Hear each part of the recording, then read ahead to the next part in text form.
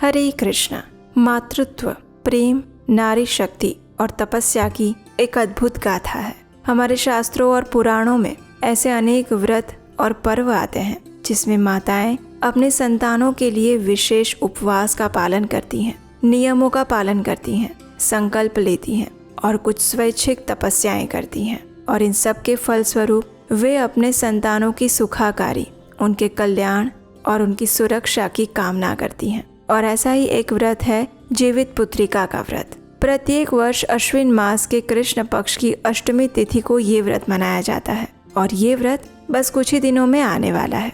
तो चलिए आज के इस वीडियो में जानते हैं कि इस बार जीवित पुत्रिका व्रत कौन से दिन आ रहा है, व्रत आरंभ करने का समय कौन सा रहेगा, व्रत वाले दिन पूजा करने का शुभ मुहूर्त क्या है और अगले दिन इस व्रत को कब खोलना चाहिए, यानी कि पारण का समय क्या रहेगा, इस व्रत को करने की शास्त्रोक्त विधि क्या है, इन सब के विषय में आज हम बात करेंगे। तो चलिए आज का जीवित पुत्रिका या जितिया व्रत कब है, ये विशेष वीडियो आरंभ करते हैं। प्रत्येक वर्ष अश्विन मास के कृष्ण पक्ष की अष्टमी तिथि को मनाया जाने वाला ये जीवित पुत्रिका व्रत संतान की लंबी उम्र, उत्तम स्वास्थ्य और समृद्धि के लिए माताओं द्वारा निर्जल रहकर रखा जाता है। ये व्रत अत्यंत कठिन होता है। इस व्रत का पालन सामान्य रूप से माताएं अपनी संतानों की सुखाकारी के लिए करती हैं और इस बार ये जीवित पुत्रिका व्रत आ रहा है 14 सितंबर 2025 रविवार के दिन।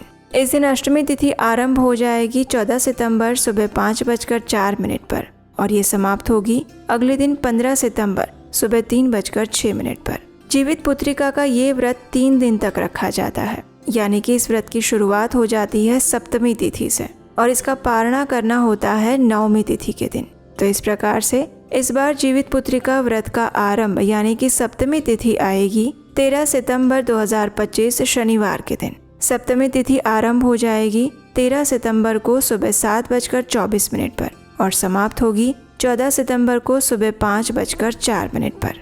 इसलिए आप एक दिन पहले के जो भी नियम और व्रत विधि हैं उन सब का पालन इस समय के अनुसार कर सकते हैं, यानी कि 13 सितंबर को।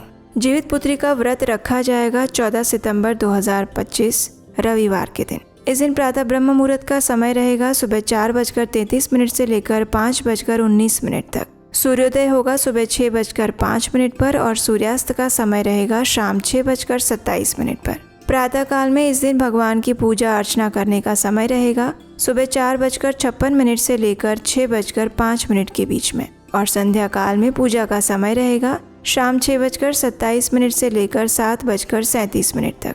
इस दिन राहु काल का समय है शाम 4:55 से लेकर 6:27 तक। जीवित पुत्रिका या जितिया व्रत के अंदर भगवान की पूजा अर्चना करने का समय शाम को प्रदोष काल का रहता है और इसलिए इस दिन प्रदोष काल का समय यानी कि पूजा करने का समय रहेगा शाम 5:42 से लेकर 7:12 तक। इस व्रत में राजा जिमुत वाहन के विग्रह बनाए जाते हैं, उनकी पूजा की जाती है और इसके साथ ही गरुड़ जी का भी विग्रह निर्माण किया जाता है और ये सभी पूजा अर्चना आप इसी प्रदोष काल के समय में कर सकते हैं। इस व्रत को संपूर्ण निर्जल रहकर किया जाता है और इसका पारण अगले दिन यानी नवमी तिथि पर किया जाता है। जो भक्त 14 सितंबर 2025 को इस जीवित पुत्रिका व्रत का पालन कर रहे हैं उन्हें इस व्रत का पारण करना होगा अगले दिन यानी कि 15 सितंबर 2025 सोमवार को और पारण करने का समय है सुबह 6:06 से लेकर 7:25 तक।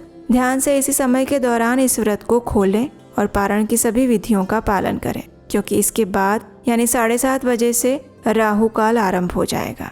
तो इसलिए प्रयास करके 7:25 तक इस व्रत का पारण कर लें। चलिए अब देखते हैं कि इस बार आने वाले इस जीवित पुत्रिका व्रत का पालन करने की शास्त्रोक्त विधि क्या है। हमारे प्राचीन ग्रंथों में इस व्रत को पुत्रिका व्रत के रूप में वर्णित किया गया है। इस व्रत को 3 दिन तक किया जाता है और इसके नियमों का पालन आप अपनी स्थानिक परंपरा या पारिवारिक नियमों के अनुसार कर सकते हैं। इसके लिए प्रातः काल में स्नान करके शुद्ध वस्त्र धारण करने चाहिए। विधि पूर्वक भगवान वासुदेव की पूजा अर्चना की जाती है। इसमें भगवान श्री हरि से अपने संतानों की सुखाकारी के लिए विशेष प्रार्थना की जाती है। इस व्रत में राजा जिमुत वाहन के मिट्टी के विग्रह बनाए जाते हैं, उनकी मूर्ति बनाई जाती है। उसमें कुशा घास का भी प्रयोग किया जाता है। इसमें छोटा सा हवन करके घी और खीर की अग्नि में आहुति भी दी जाती है। शास्त्रों का मानना है कि जो भी दंपति पुत्र प्राप्ति की इच्छा रखते हैं, ऐसी महिलाओं को इस व्रत के दौरान केला, शरीफा, खरबूजा, अमरूद जैसे फलों का सेवन करना चाहिए। जो महिलाएं कन्या प्राप्ति की इच्छा रखती हैं, उन्हें अनार, संतरा, जामुन, करौंदा जैसे फलों का एक बार सेवन करना चाहिए। ऐसा माना जाता है कि अगर कोई भी स्त्री, कोई भी महिला इस व्रत को श्रद्धा और पूर्ण विधि विधान के साथ 1 वर्ष के लिए करती है तो उसे शुभ संतान की प्राप्ति 1 वर्ष में हो जाती है। इसलिए ये व्रत न सिर्फ संतान की सुखाकारी की प्रार्थना करने के लिए है, अपितु संतान प्राप्ति के लिए भी ये अत्यंत महत्वपूर्ण व्रत बताया गया है। लेकिन ये व्रत अधिकतर प्रादेशिक है, यानी कि ये व्रत विशेषकर बिहार, झारखंड, उत्तर प्रदेश और नेपाल में किया जाता है। नेपाल में इसे जितिया व्रत के नाम से जाना जाता है। तो ये थी आने वाले जीवित पुत्रिका व्रत के विषय में संपूर्ण जानकारी। आशा है ये जानकारी आपको उपयोगी लगी होगी। क्या आप भी ये जीवित पुत्रिका व्रत करते हैं? अगर हाँ, तो हमें कमेंट बॉक्स में लिखकर ज़रूर बताइएगा। अगर आप में से अधिकतर लोग इस व्रत का पालन कर रहे हैं तो हम इस व्रत से जुड़ी हुई पौराणिक कथा भी आपके लिए लेकर आएंगे उसी व्रत वाले दिन, जिसका श्रवण आप प्रातः काल में कर सकते हैं और संध्या काल में पूजा के समय में भी कर सकते हैं। और उसे सुनने के लिए अगर अभी तक नहीं किया है तो आपके अपने चैनल उपदेशाष्टकम को सब्सक्राइब जरूर कर लीजिएगा। और हम आपसे मिलेंगे ऐसे ही प्रमाणभूत व्रत और पर्व की जानकारी के साथ बहुत जल्द। हरे कृष्ण।